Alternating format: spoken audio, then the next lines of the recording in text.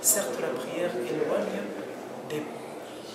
du mal, éloigne de turpitude, éloigne de tout ce qui peut causer préjudice à soi-même et aux autres. C'est comme un pacte. En réalité, c'est comme si le prieur se doit, lorsqu'il s'engage dans cette voie ascendante qui est de monter vers Dieu à travers les 5 rappels quotidiens, de modifier son comportement, d'ajuster son attitude. Plus loin, Dieu nous dit aussi, il nous parle de l'état de l'homme.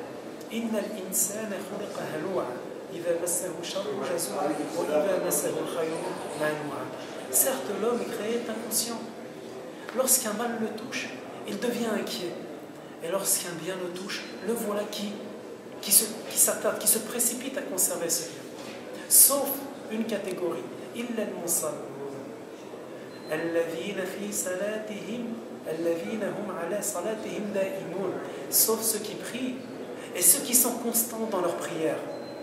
Walladhina fi amwalihim haqqun ma'lum.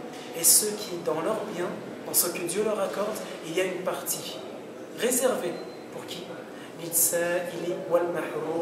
Pour le nécessiteux, celui qui demande, comme pour celui qui, par pudeur, n'ose pas demander. Et il a quand même ses besoins. Donc il y a ce lien entre l'éthique et la prière. La prière doit nous transformer, doit avoir un effet interne qui se reflète à travers notre attitude, aussi bien dans notre vertu et aussi bien dans notre rapport avec les gens, et surtout les plus faibles des gens.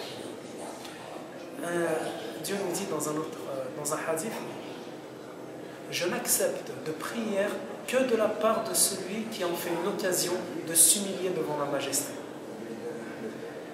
Celui qui n'opprime pas ma créature, celui qui ne persiste pas un seul soir dans ma désobéissance, celui qui passe ses journées à se souvenir de moi, celui qui a pitié des nécessiteux et qui leur vient en aide. Celui-là, sa lumière peut se comparer à celle du soleil. Je l'entoure de ma puissance, je lui envoie des anges gardiens, je lui inspire, je l'illumine lorsqu'il se retrouve dans les ténèbres, je lui inspire la sérénité lorsque les autres deviennent violents.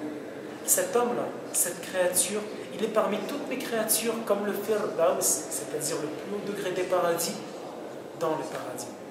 On a dépassé le paradis déjà, rien qu'à travers son attitude, rien qu'à travers son humilité, tout d'abord sa sérénité dans la prière, sa concentration, son khushu', une occasion pour lui de se rappeler qu'il n'est qu'une créature faible, dépendante de Dieu.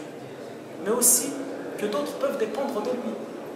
Et les effets, les fruits de cet effort apparaîtront sur terre, dans des effets métaphysiques que même lui ne comprendrait pas, que même lui ne devinerait pas, mais qui sont une promesse de Dieu. Et évidemment, bien au-delà, lorsqu'il sera accueilli par Dieu lui-même, il se rendra compte que Dieu l'a choisi pour pouvoir être le prieur parfait. Assalamu alaikum wa